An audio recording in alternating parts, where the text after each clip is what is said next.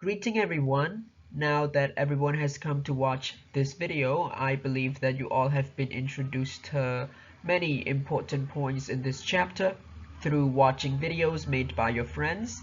You have looked at what oral communications are, the types of spoken language, what makes speaking so difficult, the types of speaking activities that teachers can have students do in class, and the principles of designing speaking techniques.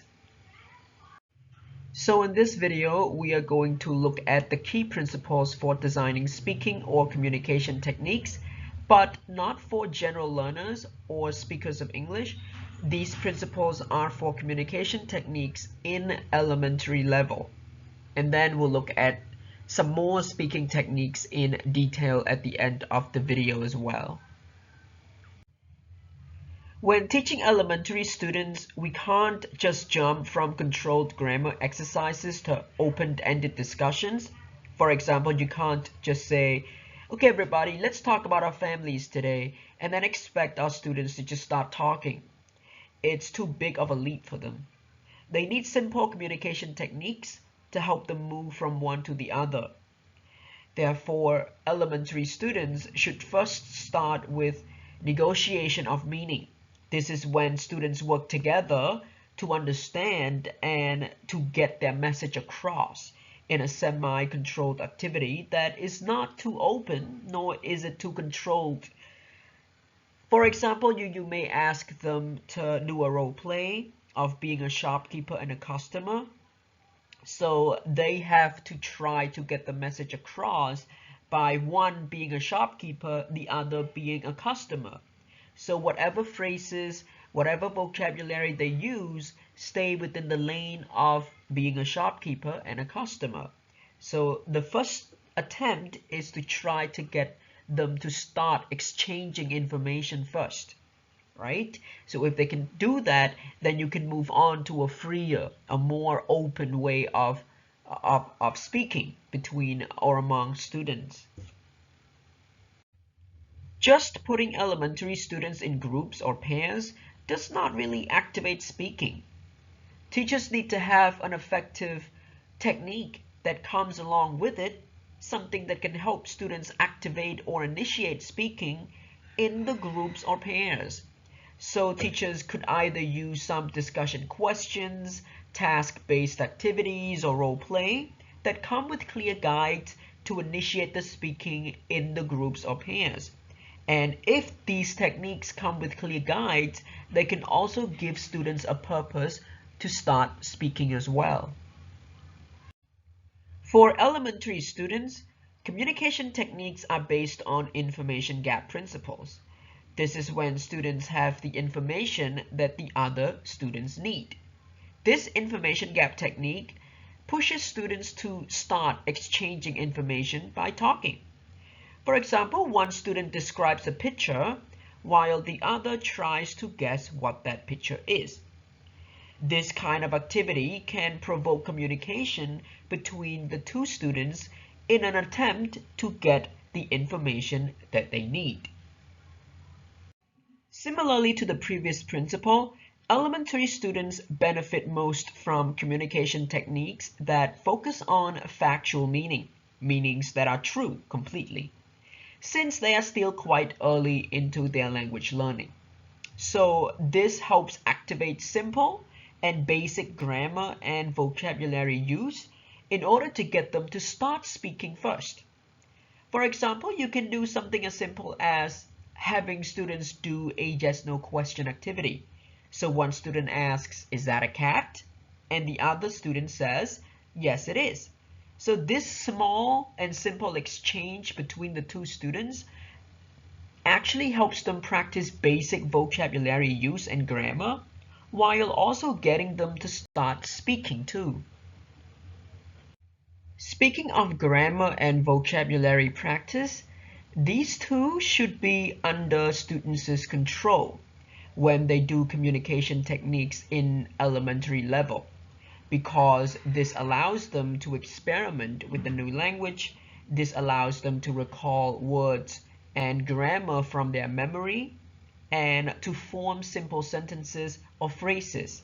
This also encourages them to have self-correction, encourages them to share language, and also gives them enough time to learn on their own without having the need of a teacher around them all the time.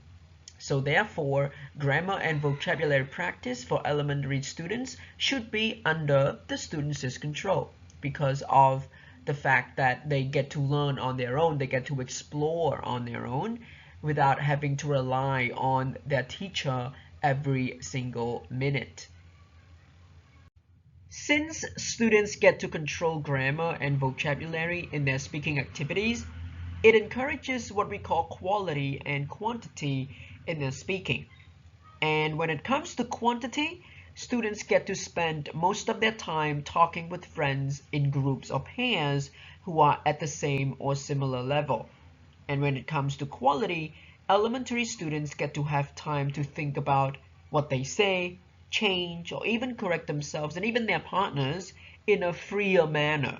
This is because students do not have to worry constantly about having to follow their teachers all the time to learn to speak.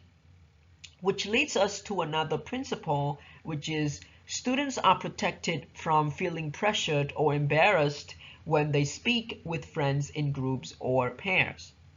This is because working with teachers, they are put on the spot in front of everyone. And when they make a mistake with grammar, pronunciation, for example, their teachers might attempt to correct them in front of everyone, which to some students could discourage them from wanting to learn to speak ever again.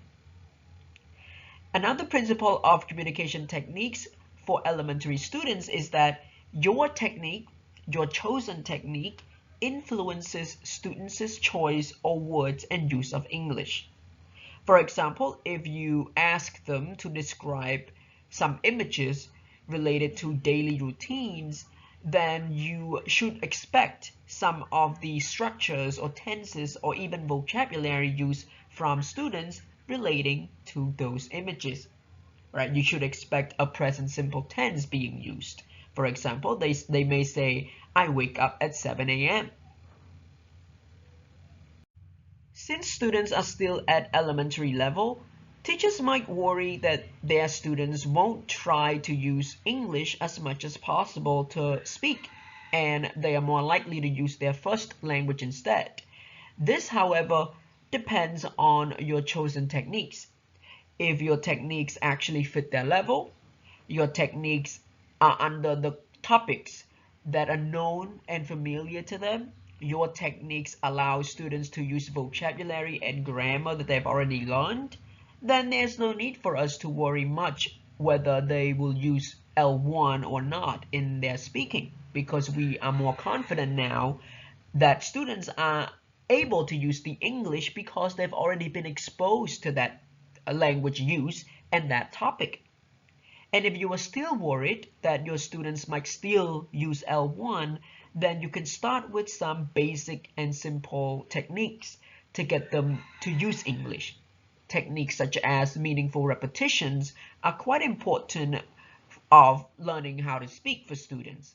So meaningful drills, which include true-false repetition drills, respond and add drill, or situation cues are good for meaningful repetitions because they are the repetition drills that get students to start speaking English while being challenged to think at the same time. So these meaningful drills or repetitions aren't just for students to just repeat after their teachers. They have to make changes accordingly and use the necessary vocabulary to supply or to make changes when the situation is presented to them.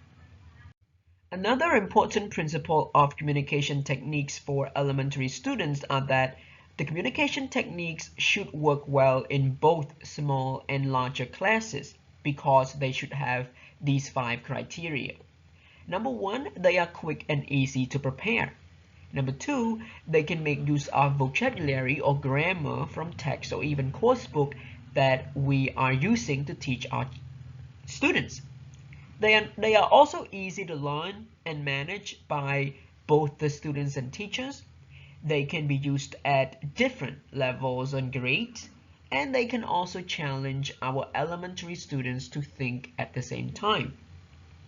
Another important principle relating to this is that students and teachers should know how to use just a few techniques so well that they should be reused again when the time fits. It is a waste of time if we use a technique and never touch it again. If the technique works so well and is so effective, it's not wrong to use it again because, technique is already familiar to students, and the next time you use it, you won't have to spend so much time explaining students what to do, explaining to student what to do, and that is really time saving. And when students get to work on the techniques, they know exactly what to do, and the techniques are also effective. So it's not wrong to reuse them here and there. So here are some speaking techniques that should work well with most classes, especially for elementary students. However, teachers can be creative and use the same techniques for higher education too. Since our book already explains to us all the techniques in detail, I suggest that if you want to use a certain technique to teach your students, please go to the book and select one that you find effective and engaging and read the detail of how that technique works. Also, you can find some of the ways to manage your techniques and students as well to help create a much more organized environment for them while they do their speaking. So as you can see here, this is a list of techniques that you can make use of.